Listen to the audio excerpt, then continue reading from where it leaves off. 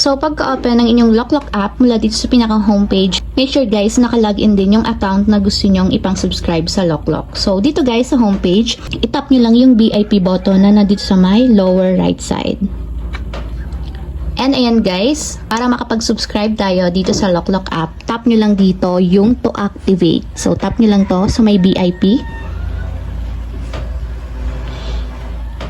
And ayan guys, para makapag-subscribe tayo dito sa Loklok, meron kayong 2 options na pwedeng pagpilian. So, pwede dito yung basic or yung standard. So, pakita ko sa inyo kung ano ba ang nilalaman ng basic kapag nag-subscribe kayo.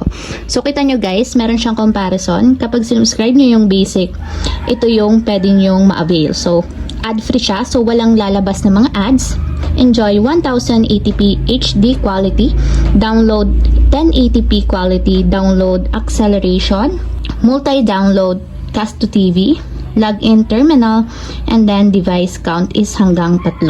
So, dito naman guys sa standard, kapag ito yung pinili nyo, ang mga benefits niya is ganun din. Ang pinagkaiba lang guys ng standard and then yung basic is dito sa login terminal. So, kung makikita nyo dito sa basic, ang pwede nyo lang ma-login dito is pang phone or pang PC.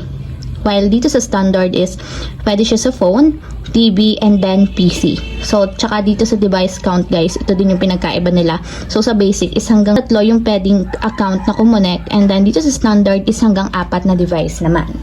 So, ako guys, ang pipiliin ko na lang is standard since nga ang purpose ng pag-subscribe ko dito sa Loklok is para makonect ko siya sa TV namin. Kasi yung standard subscription is yun yung may TV terminal. So, para ma-login ko yung account ko is yung standard yung gagamitin ko.